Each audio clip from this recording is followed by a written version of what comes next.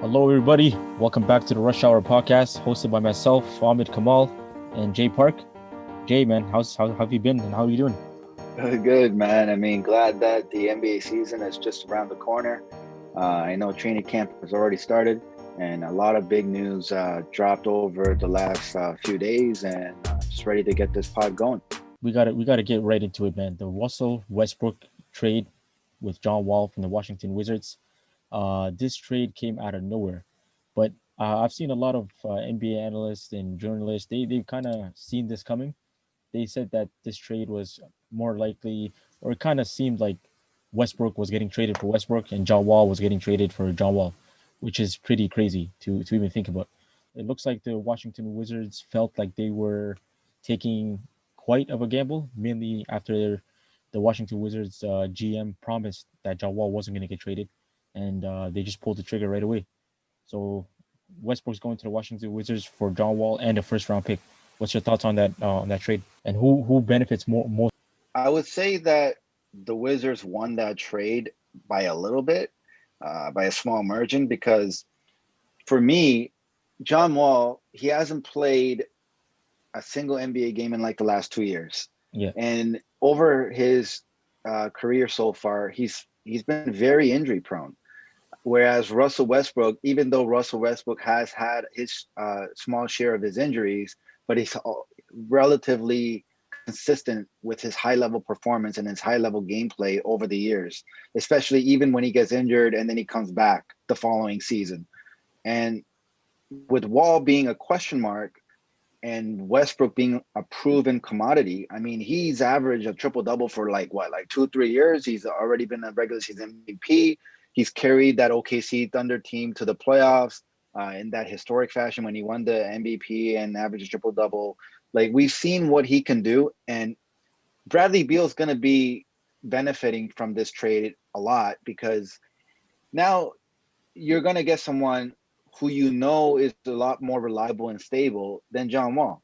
Only because John Wall has always been a question mark, and also picking up that first round pick, for the Rockets. I mean, it's a nice little gift, but if you look at the standings from last season, Wizards, I mean, they fell, I think, about a little over 7 games back of the eighth seed, and the A seed being the Orlando Magic finishing 33 and 40. So there's no doubt in my mind that Bradley Beal and Russell Westbrook and their added depth and bringing back Davis Bertans will make the playoffs in the East for sure, and probably get out of the first round or so. But I can't say that for the Rockets. Do you think And they could guarantee the first six seeds and avoid the play-in tournament, or are they going to end up somewhere between 7 and 10? Washington Wizards. I think that they could squeeze in the top six somehow, some way. I don't think that they're going to get home court because that'll be a tall task. But I believe that they could get probably the fifth or sixth seed because if I'm looking at the seasons from regular season standings from last year, I would say the team that's most likely to drop off are probably the Orlando Magic and the Indiana Pacers. Um, because we don't know what's going to happen with both those two, especially with a lot of other teams getting stronger, like the Wizards, like the Brooklyn Nets, so and the Hawks, especially the Hawks. So for me, if I'm Harden and now considering the trade for the Houston Rockets, getting John Wall, it's a risk, and it's just something that James Harden will have to decide if he can be patient and give John Wall a chance to show that what he can do, or if he's not going to be patient and if John Wall is not what he thinks he is, then James Harden will probably make a public scene and start demanding a trade because he knows that his prime is not going to be there forever, and that he knows that he can't win a chip in Houston, especially with the roster as is. His best chance is what he was saying earlier is that he should go to Brooklyn and join up with KD and Kyrie. Do you So think I, do you, I do think you think Brooklyn is more likely to get him than the Philadelphia 76ers? There have been rumors floating around that they could do a Ben Simmons for James Harden upfront deal, and there's also the rumors, the Brooklyn Nets rumors. Those are still floating around. yeah. So for me, either team would benefit from the Harden trade, but I think Philly is less reluctant on trading away Ben Simmons, then Brooklyn Nets are to trade anybody that's not named KD or Kyrie. So I think Harden's preference, if it was up to him, he would for sure go for the Nets over the Sixers, no question. I just want to quickly ask you this question. So we know that the NBA is a ruthless business. Do you think that Brooklyn Nets could potentially get Kyrie out of there and trade him for James Harden, mainly because it's a fair trade for Houston, and also they want to have a good chemistry team and an equal distribution of the ball handling duties between KD and James Harden. Do you think that the NBA could get that crazy and the Brooklyn Nets could just cut Kyrie off?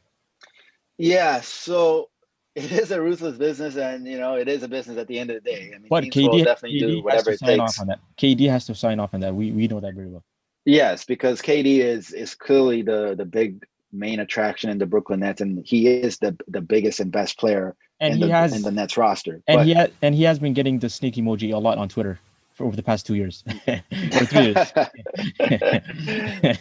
so for So me, like if that was an opportunity, I think the Brooklyn Nets will pull the trigger, and KD will definitely sign off on it. Because let's face it, Harden is a better player than Kyrie, first and foremost. oh yeah, And the biggest reason is not that Harden is a better player than Kyrie is. The biggest reason is that Harden is reliable and he's healthy. The healthy. best That's ability important. is availability. So if we look at the number of games played by Harden versus Kyrie, it's black and white. There's no comparison. There's Yeah, no contest. So I think the fact that KD will know that James Harden will be able to carry the load just as well as he could, especially on the offensive end. If let's say KD needs to take a few games off in the regular season, or he's having an off game in the playoffs, James Harden can be that guy. As a former regular season MVP, as a perennial All Star, as one of the biggest superstar names that we have in the game, absolutely. who's always healthy and readily available. I think that Brooklyn Nets will make that trade happen, even if they have to give up a little bit of their future with maybe some Yeah, draft picks. I think that they will try to squeeze in whatever chance that they have of winning a championship with KD on their roster by getting somebody like a Harden. Because let's face it, like, to me, on any level, real life or fantasy, I would rather have Harden over Kyrie any day. So oh why yeah, wouldn't the Nets? that's a no-brainer right there. Let's stick to the Eastern Conference for a bit. And so the Boston Celtics and Charlotte Hornets completed a sign and trade deal to send Gordon Hayward, a 2023 and 2024 second round pick, to the Hornets in exchange for one conditional 22 second round pick. So Hayward signed a $120 million deal for 4 years. The fact that Gordon Hayward's agent managed to get him this deal and made Gordon Hayward opt out of his $34 million deal with the Boston Celtics, and they guaranteed this deal. And I'm pretty sure that Michael Jordan has something to do with it. So in addition to this, they also got Lamelo Ball with the third round as a third pick in the previous draft. Do you think that Charlotte Hornets could potentially make a playoff push with this signing trade?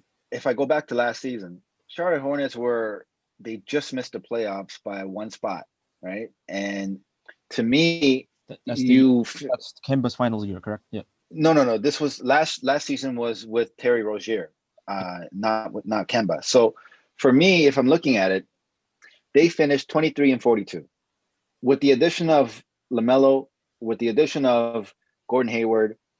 I think those two guys alone will give Charlotte Hornets at least maybe a few more wins. Now, those few more wins will be an improvement, a marginal improvement, but at the same time, all that will do is just give them a chance to compete for the play-in spot. Because I don't think that they'll be able to compete with any of the top tier teams. Definitely not home court advantage. I think if I'm looking at it, the only teams that would likely fall off from the last year playoffs to give the Charlotte Hornets a chance would be the Orlando Magic. The seven other teams that's on there, they're likely to make it again. Only the only caveat being that Atlanta Hawks might take one of those other 7 guys out, just because of what they were able to do this past off season. Understood. And as a result of this, obviously Nicholas Batum, they had to waive him, and he got picked up by the LA Clippers. That just adds to their depth, I guess. But let's hop on to the main LA team, the Los Angeles Lakers. They've signed LeBron James for an additional 2 years, 2 years that which will lead him up to 2023, and that will be the same year that potentially Bronny James could enter the NBA draft. And they also got Anthony Davis. They finally got him to sign a 5 year extension, 190 million dollar contract. Just goes to show you that Rich Paul, CEO of Clutch Sports, he's pulling moves, man, with the Lakers. But let me add one more. They also signed Jared Dudley, $2.6 million veterans premium. So they got the big three back in LA. What's your thoughts on that, man?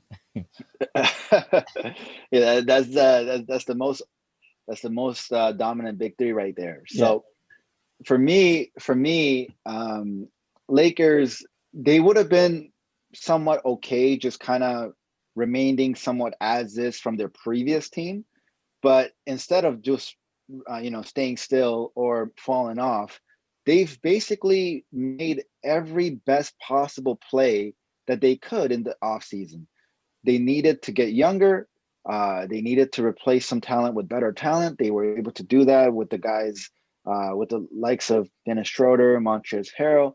And now the other big priority was bringing in guys back who you needed to bring back in the big names of LeBron and AD. You lock up AD for 5 years. I know he has the early termination option, I think, on his 5th year, but you bring him back for that many years, especially in his prime. That's a huge plus for the Laker organization. And then you bring in back LeBron for 2 more years, I think $85 million. So, I mean, get that bread, LeBron. But for a guy, I mean, that's something special, though, man. I mean, you're going to be playing into your 38. You're 39. going to be 38 years old. He'll be 39 by Yeah, the time 39. his last year ends, and getting 42 million per year. That's pretty impressive, man. Yeah, I mean, that's pretty impressive. And like the thing is, like, even if he falls off, starts falling off in one of those, either it's this year, next year, or the year after, it's still amazing that he's actually gone this strong, this long. So for me, the Lakers, kudos to them because they took care of business. And they did what they were supposed to do, and they went beyond by exceeding expectations by getting new talent as well. All right, let's switch gears to the Milwaukee Bucks. So Giannis Antetokounmpo still hasn't made a decision yet. So he has the option to sign a 5 year max extension worth about 220 million, and that's most definitely the highest contract that an NBA player could get in NBA history. But he hasn't pulled any strings yet. He hasn't made any decision yet. Do you think that he's going to sign this within the next upcoming days, or is he going to try to enter free agency and put Milwaukee in a tough situation? So I think he has until December 21st to make a decision, which is literally the day before the regular season presumes. Yeah. And for me, if I was Giannis, I don't think what they were able to do is enough for me to sign and put pen to paper. Especially Because after losing yes, the Bogdanovich. biggest, exactly, that was a big one. So for me, yeah, you did a great job by bringing me Drew Holiday, but is that enough to win a chip? Because all Giannis has been saying over the last like couple years is he wants to be a champion. He wants to win the chip. So his bar where he evaluates where his team is at versus where he needs them to be is set based on, is this a serious championship contender or not? Especially with them being the Bucks organization doing Giannis dirty last year by not signing back Brogdon. So for me, I know that what we have on paper, even just on paper, does it compete with the Lakers? No, it does not. Does it compete with the Brooklyn Nets? No, it does not. Does it compete with maybe one or two or three other serious legitimate contenders? No, it does not. Maybe they'll still be able to finish with the first, second, third regular season seeding, but that's not going to mean anything once you get into playoffs because look what just happened in last year. You got beat down by a Jimmy Butler-led squad in his first year in Miami. So for me, if I'm Giannis, because that money's still going to be there for me next year. Yeah, So it's not like the money changes. I don't really lose anything. So why would I want to lock myself up without knowing that this is the best decision possible? Because right I, now that's still a question mark. I guess the main argument is injury. Like that could be the answer to the question that you just asked. Why would he sign it right now? I'd say injury. He's a freakish athletically player that moves around a lot, and I wouldn't be surprised if he does get an injury, and him looking back regretting not signing it. But My own we'll have to see. my only thing to wrap that conversation up is look at what happened with KD. KD played in the NBA Finals, got hurt. Everybody knew that he was going to be out for 1 year. Yet the 76, the Brooklyn Nets came in to KD and said, "We're going to give you the max anyways."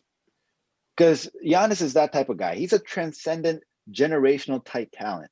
So, and he's not old by any means.